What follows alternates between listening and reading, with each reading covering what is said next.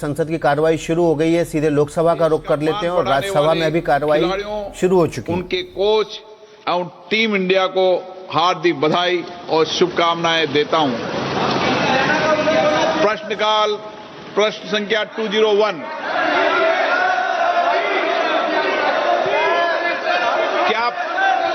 क्या पहले से फैसला करके आते हो क्या कि सदन नहीं चलने देना?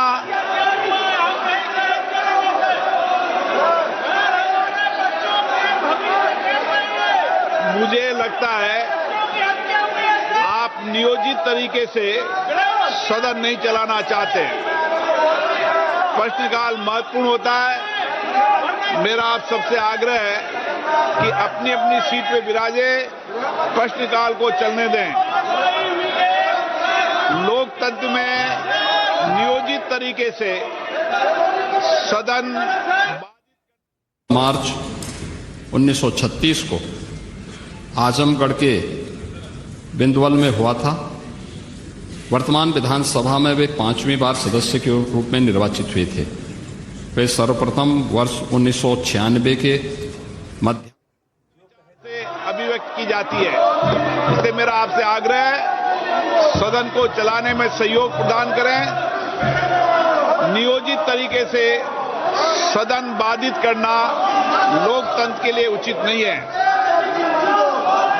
सदन की कार्रवाई आज 12 बजे तक के लिए स्थगित की जाती है। कुछ कहना चाहेंगे सर, कोर्ट का फैसला आने वाला है। देखिए, लोकसभा की कार्रवाई विपक्ष के हंगामे के चलते दोपहर 12 बजे तक के लिए स्थगित कर दी गई है। स्पीकर की तरफ से कहा गया विपक्ष से शांति बनाए रखने के लिए, लेकिन लगातार नारेबाजी और बेंचेस पर खड़े होकर विपक्ष ने हंगामा मचाए रखा। इसके बाद लोकसभा की कार्रवाई लोकसभा अध्यक्ष ओम बिरला ने 12 बजे तक, दोपहर 12 बजे तक के लिए स्थगित कर दी।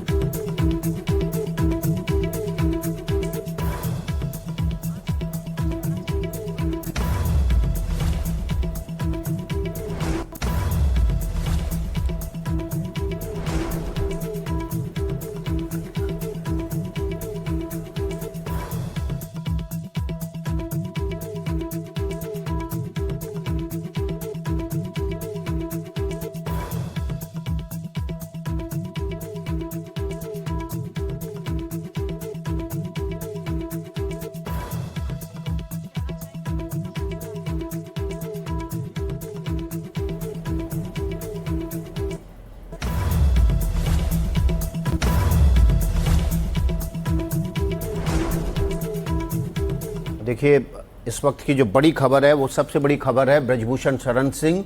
2 साल से लगातार उनके ऊपर, ये देखिए, माफ़ कीजिएगा, लगातार पिछले 4 साल से उनके ऊपर ये केस चल रहा था। लगातार 2 साल से नियमित जमानत पर थे। 6 महिला पहलवानों ने उन पर यौन शोषण के आरोप लगाए थे, लेकिन बहुत सारी महिला पहलवान अपने बयानों से पलट गईं और कुछ महिला पहलवानों ने अपने बयान ही दर्ज नहीं कराए।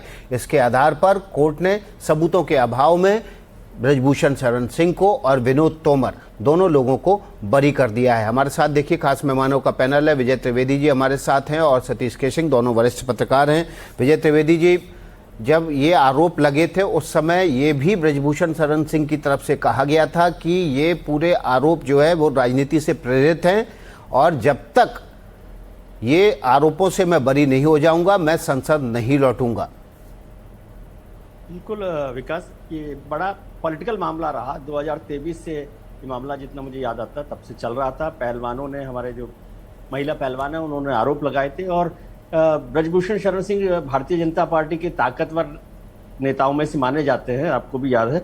और उनको जो राजनीतिक खामियाजा ये भी उठाना पड़ा कि 2024 में पार्टी ने उनको टिकट नहीं दिया, तो एक बड़ा खामियाजा तो उन्हें उठाना पड़ा। वो लगातार ये बात करते रहे, लेकिन ये दबाव भी, चर्चा आपको याद होगा कि पहलवानों ने जंतर मंतर में भी प्रदर्शन किया, उनको घसीटने, पुलिस की, ये सब भी बातें हुई। और फिर ये हुआ कि जिन लोगों ने, जिन महिलाओं ने, जिन पहलवानों ने आरोप लगाया, उनमें से कई लोगों ने बैकआउट कर लिया, विड्रॉ कर लिया बयानों को। तो उसको लेकर ये बार बार आरोप लगते रहे कि ये राजनीतिक दबाव। बीच में रोक रहे हैं, सीधे चलते हैं अभी हम विधानसभा उत्तर प्रदेश की, जहां पर योगी आदित्यनाथ कुछ वक्तव्य दे रहे हैं, सुन लेते हैं। फिर आया, चलते समय नमस्कार हुआ, वही अंतिम भेंट हमारी थी। इसके बाद हमारी उनकी भेंट नहीं। एक बार यहाँ वो असेंबली में भी उर्दू में शपथ लेने के लिए बहुत जिद कर लिए थे। यहाँ बहुत उनको समझाया गया कि हमारी इस विधानसभा की भाषा देवनागरी है और देवनागरी भाषा में आप शपथ लीजिए। वो नहीं मानने को तैयार हुए। फिर ये हम लोगों ने उनको समझाया कि आपका जो उर्दू शब्द है उसको हम देवनागरी में लिख दें, उसको आप मानिए। फिर भी नहीं माने थे। वो अपने स्वभाव के कट्टर थे, अपनी बातों पर अड़े रहते थे। वो 23 जुलाई 2026 को उनका निधन हुआ है। 16 मार्च 1936 को उनका जन्म हुआ। वो जन्म उनका वो मुझसे अक्सर मिलते जुलते रहते, बहुत साधारण स्वभाव के थे और उनकी भावनाएं उस वृद्धावस्था में भी बड़ी नई उम्र के बराबर थी। क्योंकि जब वो मेदांता में भर्ती थे तो मैं उनसे मिलने गया था, उनसे हालचाल पूछा, कहा चुनाव का क्या होगा, कहीं मैं फिर लड़ूंगा। हमने कहा इस उम्र में आप लड़ोगे? कहीं मेरे पास वो उमंग है, वो ताकत है।